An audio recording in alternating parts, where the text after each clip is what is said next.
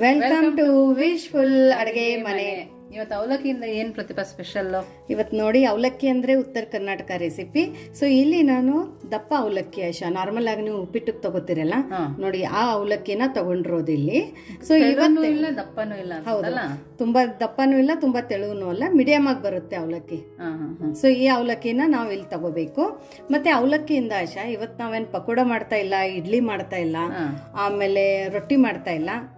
So ಇವತ್ತೇ ಅವಲಕ್ಕಿಯಿಂದ ಒಂದು different ರೆಸಿಪಿನ ಮಾಡೋಣ, ಯುನೀಕ್ ರೆಸಿಪಿ. ಕಡಿಮೆ ಟೈಮಲ್ಲಿ ಮತ್ತು ಮನೆಯಲ್ಲಿ ಇರೋಂಥ ಇಂಗ್ರೀಡಿಯೆಂಟ್ಸ್ನ ಬಳಸ್ಬಿಟ್ಟು ಬೇಗನೆ ಆಗುವಂಥ ಒಂದು ರೆಸಿಪಿನ ಮಾಡ್ಕೊಳ್ಳೋಣ.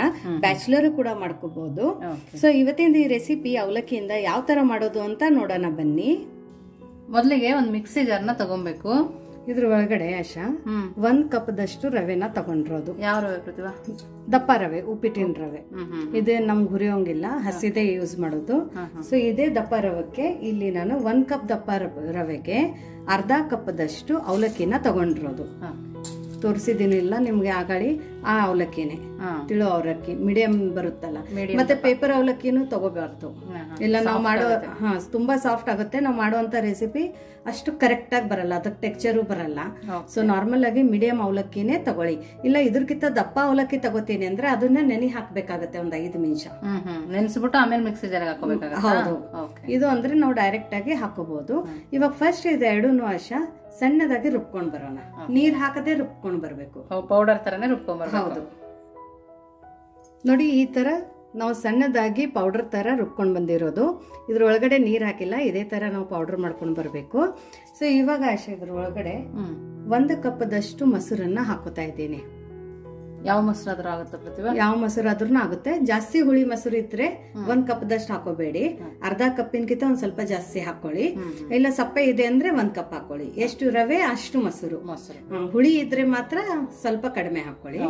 ಸೊ ಇದಕ್ಕೇನೆ ಒಂದ್ ಸ್ವಲ್ಪ ನೀರನ್ನ ಹಾಕೊಂಡು ನಾವು ಫೈನ್ ಆಗಿ ದೋಸೆ ಹದದ ತರ ರುಬ್ಕೊಂಡ್ ಬರ್ಬೇಕು. ದೋಸೆ ಬೆಟರ್ ಆಗಿರುತ್ತೋ ಹಾಗೆ ಅದೇ ತರ ರುಬ್ಕೊಂಡ್ ಬರ್ಬೇಕು. ನೋಡಿ, ನಾವ್ ಈ ತರ ಸಣ್ಣದಾಗಿ ರುಬ್ಕೊಂಡ್ ಬಂದಿದೀವಿ. ಇದನ್ನ ಈಗ ಸಪರೇಟ್ ಒಂದು ಬೌಲ್ ಒಳಗಡೆ ಹಾಕೊಳ್ಳೋಣ. ನೋಡಿ, ಇವಾಗ ಒಂದು ಬೌಲ್ ಅಲ್ಲಿ ನಾವು ಮಾಡ್ಕೊಂಡಿರುವಂತ ಬ್ಯಾಟರ್ ಅನ್ನ ಹಾಕೊಳ್ಳೋಣ. ಇದೇ ಮಿಕ್ಸಿ ಜಾರಕ್ಕೆ ಆಶಾ ಸ್ವಲ್ಪ ನೀರ್ ಹಾಕೊಂಡು ಹಾಕೊಳ್ಳೋಣಂತೆ. ನೋಡಿ, ಅದೇ ಮಿಕ್ಸಿ ಜಾರಕ್ಕೆ ಒಂದ್ ಸ್ವಲ್ಪ ನೀರನ್ನ ಹಾಕೊಂಡು ಹಾಕೋತಾ ಇರೋದು. ತುಂಬಾ ಥಿಕ್ ಆಗಿ ಇರಬಾರ್ದು ಬ್ಯಾಟರು, ಸ್ವಲ್ಪ ಥಿನ್ ಆಗಿನೇ ಇರಬೇಕು. ಸೊ ನೋಡಿ, ಇದು ನೀಟಾಗಿ ಒಂದ್ಸರ್ತಿ ನಾವು ಮಿಕ್ಸ್ ಮಾಡ್ಕೊಳ್ಳೋಣಂತೆ. ಚೆನ್ನಾಗಿ ಮಿಕ್ಸ್ ಮಾಡ್ಕೋಬೇಕು, ಗಂಟಿಲ್ದೇ ಇರೋ ತರ ಮಿಕ್ಸ್ ಮಾಡ್ಕೊಬೇಕಲ್ವಾ? ಹೌದು, ಆಲ್ರೆಡಿ ನಾವು ಮಿಕ್ಸಿಗೆ ಹಾಕೋದ್ರಿಂದ ಇದ್ರೊಳಗಡೆ ಯಾವುದೇ ತರ ಗಂಟು ಬರಲ್ಲ ಆಶಾ. ಸೊ ಹಾಗಾಗಿ ನೀರ್ ಹಾಕಿರ್ತೀವಲ್ಲ ಮೇಲ್ಗಡೆಯಿಂದ, ಹೌದು, ಹಾಗಾಗಿ ಇದನ್ನ ಒಂದ್ ಸ್ವಲ್ಪ ಮಿಕ್ಸ್ ಮಾಡ್ಕೊಳ್ಳೋಣ. ಸೊ ನೋಡಿ, ಇವಾಗ ಇದು ಮಿಕ್ಸ್ ಆದ ನಂತರ ಇವಾಗ ಇದ್ರ ಮೇಲ್ಗಡೆ ಒಂದು ಲಿಡ್ ಅನ್ನ ಮುಚ್ಚಿಬಿಟ್ಟು ಒಂದ್ 5 ನಿಮಿಷ ಪಕ್ಕಕ್ಕಿಟ್ಟು ನೆಕ್ಸ್ಟ್ ಏನ್ ಮಾಡೋದು ಅಂತ ನೋಡೋಣ ಬನ್ನಿ. ನೋಡಿ, ಇಲ್ಲಿ ಒಂದು ಮಿಕ್ಸಿ ಜಾರ್ ಅನ್ನ ತಗೊಂಡಿರೋದು. ಇದ್ರ ಒಳಗಡೆ ಇವಾಗ ಫ್ರೆಶ್ ಆಗಿ ಕಟ್ ಮಾಡ್ಕೊಂಡಿರುವಂತ ಕೊಬ್ಬರಿನ ತಗೊಂಡಿರೋದು. ಸೊ ಇದು ಹಸಿ ಕೊಬ್ಬರಿ ಇದೆ, ಇದನ್ನ ಸಣ್ಣದಾಗಿ ಸ್ಲೈಸ್ ಅಲ್ಲಿ ಈ ತರ ಕಟ್ ಮಾಡ್ಕೊಳ್ಳಿ. ತುರಿದ್ಬೇಕಾದ್ರೂ ಹಾಕೋಬಹುದಲ್ಲ? ತುರಿದು ಬೇಕಾದ್ರೂ ಹಾಕೋಬಹುದು. ಇದಕ್ಕೇನೆ ಒಂದ್ ಸ್ವಲ್ಪ ಹುರ್ಗಡ್ಲೆನ ಹಾಕೊಳ್ಳೋಣ. ಇದಕ್ಕೆ ಆಶಾ ನಾವು ಫುಟಾಣಿ ಅಂತೀವಿ. ಇದೇನ್ ಜಾಸ್ತಿ ಬೇಕಾಗಿಲ್ಲ, ಒಂದ್ ಸ್ವಲ್ಪ 1 ಹಿಡಿ ಇದ್ರೆ ಸಾಕು. 1 ಕಪ್ ಕೊಬ್ಬರಿಗೆ 1 ಹಿಡಿ ಹುರ್ಗಡ್ಲೆ. ನೋಡಿ, ಒಂದ್ ಸ್ವಲ್ಪ ಬೆಳ್ಳುಳ್ಳಿ, ಆಮೇಲೆ ಒಂದ್ ಸ್ವಲ್ಪ ಶುಂಠಿ, ಇಷ್ಟ ಹಾಕಿ ಆಶಾ ಇದನ್ನ ಒಂದ್ ಸ್ವಲ್ಪ ನೀರ್ ಹಾಕೊಂಡು ಫಸ್ಟ್ ರುಬ್ಕೊಂಡ್ ಬರೋಣ. ಫಸ್ಟ್ ಹೌದು. ಸೊ ನೋಡಿ, ಚಟ್ನಿನ ಈ ತರ ರುಬ್ಕೊಂಡ್ ಬಂದಿರೋದು, ಸಣ್ಣಾಗಿನೇ ರುಬ್ಕೊಂಡಿದೆ. ಇನ್ನ ಇದ್ರ ಒಳಗಡೆ ಆಶಾ ನಾವು ಉಪ್ಪೆಲ್ಲ ಹಾಕಿಲ್ಲ. ಹೌದು, ಬೇರೆ ಏನೇನ್ ಹಾಕ್ತೀಯ ಪ್ರತಿಭಾ? ಇವಾಗ ಇದಕ್ಕೆ ರುಚಿಗೆ ಉಪ್ಪನ್ನ ಹಾಕೊಳ್ಳೋಣ, ಸ್ವಲ್ಪ ಕರಿಬೇವು ಸೊಪ್ಪನ್ನ ಹಾಕೊಳ್ಳೋಣ. ನೀವು ಚಟ್ನಿಗೆ ಮುಂಚೆನೆ ಹಾಕೊಂಡ್ರೆ ಏನಾಗುತ್ತಂದ್ರೆ ಇದ್ರದ್ದೆಲ್ಲ ಒಗರಂಶ ಬಿಡುತ್ತೆ ಆಶಾ. ಸೊ ಅವಾಗ ಚಟ್ನಿ ಟೇಸ್ಟ್ ಬರಲ್ಲ. ನಿಮ್ಗೆ ಅಥೆಂಟಿಕ್ ಆಗಿ ಹೋಟೆಲ್ ಟೇಸ್ಟ್ ಬೇಕಂದ್ರೆ ಇದೇ ತರ ಮಾಡಿ, 100% ನಿಮ್ ಚಟ್ನಿ ತುಂಬಾ ಚೆನ್ನಾಗಿ ಬರುತ್ತೆ. ಇಲ್ಲಿ ಖಾರದ ತಕ್ಕಂಗೆ ನೀವು ಹಸಿಮೆಣಸಿನ್ಕಾಯಿನ ಹಾಕೊಳ್ಳಿ. ಹಸಿಮೆಣಸಿನ್ಕಾಯಿ ತಿನ್ನಲ್ಲ ಅಂದವರು, ಆಸಿಡಿಟಿ ಆಗುತ್ತೆ ಅಂದವರು ಒಣಮೆಣಸಿನ್ಕಾಯಿ ಕೂಡ ಹಾಕೋಬಹುದು. ಇದಕ್ಕೇನೆ ಒಂದ್ ಸ್ವಲ್ಪ ಕೊತ್ತಂಬರಿ ಸೊಪ್ಪನ್ನ ಹಾಕೊಳ್ಳೋಣ. ನೀವು ಬೇಕಂದ್ರೆ ನೀರ್ ಹಾಕೊಂಡು ಸಣ್ಣ ಮಾಡ್ಕೋಬಹುದು, ಬಟ್ ನಾನು ಇಲ್ಲಿ ಗಟ್ಟಿ ಚಟ್ನಿ ಮಾಡ್ಕೊತಾ ಇದ್ದೀನಿ, ಹಾಗಾಗಿ ಇವಾಗ ನೀರ್ ಹಾಕೊಳ್ಳೋದು ಬೇಡ. ಹಾಗೇನೆ 1-2 ಸರ್ತಿ ಇದನ್ನ ಸಣ್ಣ ಮಾಡ್ಕೊಳ್ಳೋಣ. ನೋಡಿ ಕಲರ್ ಎಷ್ಟು ಪರ್ಫೆಕ್ಟ್ ಆಗಿ ಎಷ್ಟು ಚೆನ್ನಾಗಿ ಬಂದಿದೆ ಅಂತ. ಇನ್ನು ನಿಮ್ ಗ್ರೀನ್ ಕಲರ್ ಬೇಕಂದ್ರೆ ಒಂದ್ ಸ್ವಲ್ಪ ಕರಿಬೇವು ಸೊಪ್ಪು ಮತ್ತೆ ಕೊತ್ತಂಬರಿ ಸೊಪ್ಪನ್ನ ಜಾಸ್ತಿ ಹಾಕೊಂಡಿದ್ರೆ ಇನ್ನು ಕಲರ್ ಡಾರ್ಕ್ ಆಗಿ ಬರುತ್ತೆ. ಬಟ್ ನಂಗೆ ಲೈಟ್ ಗ್ರೀನ್ ಕಲರ್ ಇಷ್ಟ ಅಂತ ಹೇಳ್ಬಿಟ್ಟು ಈ ತರ ಹಾಕೊಂಡಿರೋದು. ಸೊ ಇವಾಗ ಈ ಚಟ್ನಿನ ಪಕ್ಕಕ್ಕೆ ಇಡೋಣ. ಚಟ್ನಿ ರೆಡಿ ಆಗಿದೆ. ನೀವು ಬೇಕಂದ್ರೆ ಇದಕ್ಕೆ ಒಗ್ಗರಣೆನ ಹಾಕೊಳ್ಳಿ. ಬಟ್ ನಾನು ಇವತ್ತು ಇದಕ್ಕೆ ಒಗ್ಗರಣೆ ಹಾಕೋತಾ ಇಲ್ಲ, ಯಾಕಂದ್ರೆ ಇದು ಕಾಯಿ ಚಟ್ನಿ ಅಲ್ಲ ಆಶಾ, ತಿನ್ನೋಕ್ ತುಂಬಾ ಚೆನ್ನಾಗಿರುತ್ತೆ. ಒಗ್ಗರಣೆ ಹಾಕೊಳ್ಳಿಲ್ಲ ಅಂದ್ರೂ ಚೆನ್ನಾಗಿರುತ್ತೆ. ಸೊ ಹಾಗಾಗಿ ಇವಾಗ ಇದು ನಮ್ ಚಟ್ನಿ ರೆಡಿ ಆಗಿದೆ. ಇದನ್ನ ಪಕ್ಕಕ್ಕಿಟ್ಟು ಇವಾಗ ನಮ್ದು ಬ್ಯಾಟರಿ ಏನಾಗಿದೆ ಅಂತ ನೋಡೋಣ. ಸೊ ನೋಡಿ ನಮ್ದು ದೋಸೆ ಹಿಟ್ಟು ನೆಂದಿದೆ. ಒಂದ್ 5 ನಿಮಿಷ ಚಟ್ನಿ ಆಗೋತನ ನೆಂದಿದೆ ನೋಡು ಆಶಾ. ಹೌದು. ಸೊ ನೋಡಿ ಇದ್ರ ಕನ್ಸಿಸ್ಟೆನ್ಸಿ ಇಷ್ಟಿದೆ. ಯಾಕಂದ್ರೆ ರವೆ ಹಾಕೋದ್ರಿಂದ ಸ್ವಲ್ಪ ಇದಕ್ಕೆ ನೆನೆಗ್ ಬಿಡ್ಬೇಕು. ಇವಾಗ ಇದಕ್ಕೆ ಆಶಾ ರುಚಿಗೆ ಉಪ್ಪನ್ನ ಹಾಕೊಳ್ಳೋಣ. ಸೊ ನೋಡಿ ಇವಾಗ ಇದಕ್ಕೆ ರುಚಿಗೆ ಉಪ್ಪನ್ನ ಹಾಕೊಳ್ಳೋಣ. ಯಾಕಂದ್ರೆ ಇನ್ನೂ ನಾವು ಉಪ್ಪು ಹಾಕೊಂಡಿಲ್ಲ. ಉಪ್ಪು ಮಾತ್ರ ನಾವು ದೋಸೆನ ಹಾಕ್ಬೇಕಾದ್ರೆ ಮಾಡ್ಕೋಬೇಕು. ಬಟ್ ಇವತ್ತು ನಾವು ದೋಸೆ ತರ ಮಾಡ್ತಾ ಇಲ್ಲ ಆಶಾ, ದೋಸೆ ಬ್ಯಾಟರೇ, ಬಟ್ ದೋಸೆ ಮಾಡ್ತಾ ಇಲ್ಲ. ಅದೇ ತರ ಇನ್ನೂ ಒಂದು ರೆಸಿಪಿನ ಮಾಡ್ತಾ ಇರೋದು. ಸೊ ನೋಡಿ ಉಪ್ಪು ಹಾಕೊಂಡು ನೀಟಾಗಿ ಮಿಕ್ಸ್ ಮಾಡ್ಕೊಳ್ಳೋಣ. ಇವಾಗ ಇದಕ್ಕೆ ಇಲ್ಲಿ ನಾನು ಈನೋನ ಹಾಕೋತಾ ಇದ್ದೀನಿ. ನೀವು ಬೇಕಂದ್ರೆ ಕುಕ್ಕಿಂಗ್ ಸೋಡಾನು ಹಾಕೋಬಹುದು. ಒಂದು ಅರ್ಧ ಸ್ಪೂನ್ ಅಷ್ಟು ಈನೋನ ಹಾಕೊಂಡಿರೋದು, ಫ್ರೂಟ್ ಸಾಲ್ಟ್ ಈನೋ. ಸೊ ನೀವು ಬೇಕಂದ್ರೆ ಅರ್ಧ ಸ್ಪೂನ್ ಅಷ್ಟು ಕುಕ್ಕಿಂಗ್ ಅಡುಗೆ ಸೋಡಾನು ಹಾಕೋಬಹುದು. ಇಲ್ಲ ನಾವು ಸಂಜೆ ಮಾಡ್ತೀವಿ ಅಂದ್ರೆ ಹಿಟ್ಟನ್ನ ನೆನೆಯಕ್ಕಿಟ್ಬಿಟ್ಟು ಈನೋ ಸೋಡಾ ಇಲ್ಲದೇನೋ ಕೂಡ ಮಾಡ್ಕೋಬಹುದು. ಹೌದು. ಸೊ ಇವಾಗ ನಾವು ಇನ್ಸ್ಟಂಟ್ ಮಾಡ್ತಾ ಇದ್ದೀವಿ, ಹಾಗಾಗಿ ಇದು ಫರ್ಮೆಂಟ್ ಮಾಡೋಕೆ ಇಲ್ಲಿ ಈನೋ ಅಥವಾ ಕುಕ್ಕಿಂಗ್ ಸೋಡಾನ ಬಳಸಬೇಕಾಗತ್ತೆ. ಸೊ ನೋಡಿ ಎಷ್ಟು ಚೆನ್ನಾಗಿ ನೊರೆ ನೊರೆ ತರ ಬಂದಿದೆ ಇವಾಗ. ಬಟ್ ಚೆನ್ನಾಗಿ ಕೈ ಆಡಿಸ್ಕೊಳ್ಳಿ ಹಾಕೊಂಡ ನಂತರ. ಮಾಮೂಲು ಇಡ್ಲಿ ಬ್ಯಾಟರ್ ಹದ ಬಂದಿದೆ. ಹೌದು, ತುಂಬಾ ಚೆನ್ನಾಗಿ ಬಂದಿದೆ. ನೋಡಿ ಎಷ್ಟು ನೊರೆ ನೊರೆ ಅಂತ ಬಂದಿದೆ. ಸೊ ಇವಾಗ ನಾವು ಇದನ್ನ ದೋಸೆನ ಹಾಕೊಳ್ಳೋಣ. ನೋಡಿ ಇಲ್ಲಿ ಅಪ್ಪಂ ಪ್ಯಾನ್ ಅನ್ನ ತಗೊಂಡಿರೋದು. ನೀವು ಬೇಕಂದ್ರೆ ನಾರ್ಮಲ್ ಪ್ಯಾನ್ ಅನ್ನು ಇಟ್ಕೋಬಹುದು ದೋಸೆದು. ಇವಾಗ ಇದು ಚೆನ್ನಾಗಿ ಬಿಸಿ ಆಗಿದೆ. ಬಿಸಿ ಆದ ನಂತರ ಇದ್ರ ಒಳಗಡೆ ನಾವು ಹಿಟ್ಟನ್ನ ಹಾಕೊಳ್ಳೋಣ, ನಾವು ಮಾಡ್ಕೊಂಡಿರೋಂಥ ಹಿಟ್ಟು. ಸೊ ನೋಡಿ ನೀವು ಬೇಕಂದ್ರೆ ಈ ತರನು ಇದನ್ನ ಮಾಡ್ಕೋಬಹುದು, ಇಲ್ಲ ಅಂದ್ರೆ ಹಿಟ್ಟನ್ನ ತಿರುಗಿಸ್ಬಿಟ್ಟು ಮಾಡ್ಕೋಬಹುದು ಆಶಾ. ಬಟ್ ನಾನು ಫಸ್ಟ್ ಇದೇ ತರ ಹಾಕೋತಾ ಇದ್ದೀನಿ. ಇವಾಗ ಇದಕ್ಕೆ ಒಂದು ಸ್ವಲ್ಪ ಎಣ್ಣೆನ ಹಾಕೊಳ್ಳೋಣ. ಲೋ ಫ್ಲೇಮ್ ಅಲ್ಲಿನೇ ಇಟ್ಕೊಂಡಿದ್ದೀನಿ.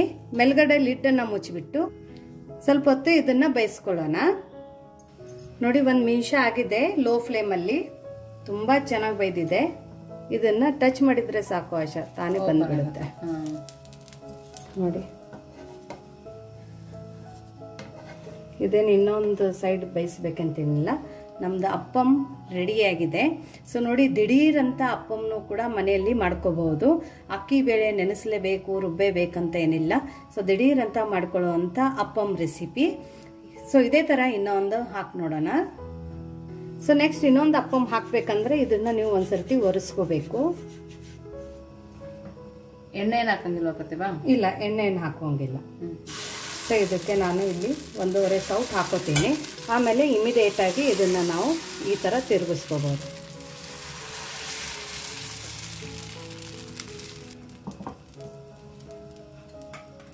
ಇವಾಗ ಸುತ್ತ ಒಂದು ಸ್ವಲ್ಪ ಆಯಿಲ್ ಅನ್ನ ಹಾಕೋತೀನಿ. ಹಾಕೊಂಡು ಲಿಡ್ ಅನ್ನ ಮುಚ್ಚಿಬಿಟ್ಟು ಲೋ ಟು ಮೀಡಿಯಂ ಫ್ಲೇಮ್ ಅಲ್ಲಿ ಇದನ್ನ 1 ನಿಮಿಷ ಬೇಯಿಸ್ಕೊಳ್ಳೋಣ.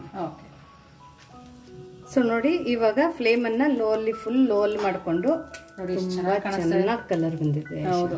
ಸೊ ಇದನ್ನು ಕೂಡ ನಾವು ತಕ್ಕೊಳ್ಳೋಣ. ಸೊ ದಿಢೀರ್ ಅಪ್ಪಂ ನೋಡಿ ಎಷ್ಟು ಚೆನ್ನಾಗಿ ಕಾಣಿಸ್ತಾ ಇದೆ. ಸೊ ಇದನ್ನ ಯಾವ ತರ ತಿನ್ನೋದು, ಸರ್ವ್ ಮಾಡೋದು ಅಂತ ನೋಡೋಣ ಬನ್ನಿ. ಸೊ ನೋಡಿ ನಮ್ದು ಬಿಸಿ ಬಿಸಿ ಅಪ್ಪಂ ರೆಡಿ ಆಗಿದೆ. ಅಪ್ಪಂ ಸೈಜು, ಅಪ್ಪಂ ಶೇಪು ಎಲ್ಲ ಕರೆಕ್ಟ್ ಆಗಿ ಬಂದಿದೆ. ನೋಡೋಕ್ಕೂ ಎಷ್ಟು ಚೆನ್ನಾಗಿದೆ, ತಿನ್ನೋಕ್ಕೂ ಅಷ್ಟೇ ಸೂಪರ್ ಆಗಿರುತ್ತೆ. ಕಲರು ಕೂಡ ನೋಡಿ ಎಷ್ಟು ಚೆನ್ನಾಗಿ ಮತ್ತೆ ಎಷ್ಟು ಪರ್ಫೆಕ್ಟ್ ಆಗಿ ಬಂದಿದೆ ಅಂತ. ತುಂಬಾ ಚೆನ್ನಾಗಿ ಕಲರ್ ಬಂದಿದೆ, ತುಂಬಾನೇ ರುಚಿಯಾಗಿರುತ್ತೆ. ನೋಡಕ್ಕೆ ಎಷ್ಟು ಚೆನ್ನಾಗಿ ಕಾಣಿಸ್ತದೆ. ಹೌದು. ಆಮೇಲೆ ಪರ್ಫೆಕ್ಟ್ ಅಪ್ಪಂ ಇದೆ ನೋಡಿ, ತೂತಾಗಿ ಎಷ್ಟು ಚೆನ್ನಾಗಿ ಬಂದಿದೆ.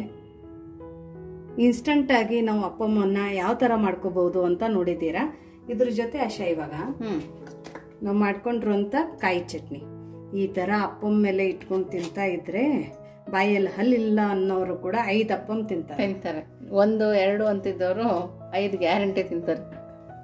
ಅಷ್ಟೇ ಸಾಫ್ಟು, ಅಷ್ಟೇ ಮೃದುವಾಗಿ.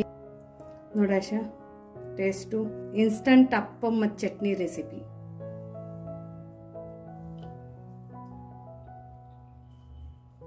ಬಾಯಿ ನಟ್ರೆ ಮೆಲ್ಟ್ ಆಗ್ತದೆ ಪ್ರತಿಭಾ. ಚೆನ್ನಾಗಿದೆಯಾ? ಚೆನ್ನಾಗಿದೆ. ಮೊಸರು ಹುಳಿ ಯಾವ್ದ್ರದ್ದು ಇದಿಲ್ಲ, ತುಂಬಾನೇ ರುಚಿಯಾಗಿದೆ. ಚೆನ್ನಾಗಿದೆಯಾ? ಓಕೆ. ಸೊ ನೋಡಿ, ಇನ್ಸ್ಟಂಟ್ ಅಪ್ಪಂ ರೆಸಿಪಿನ ಯಾವ ಥರ ಮಾಡೋದು ಅಂತ ನೋಡಿದ್ದೀರಾ. ನಾನು ತಿಂದ್ಬಿಟ್ಟು ಹೇಳ್ತೀನಿ. ಚೆನ್ನಾಗಿದೆ.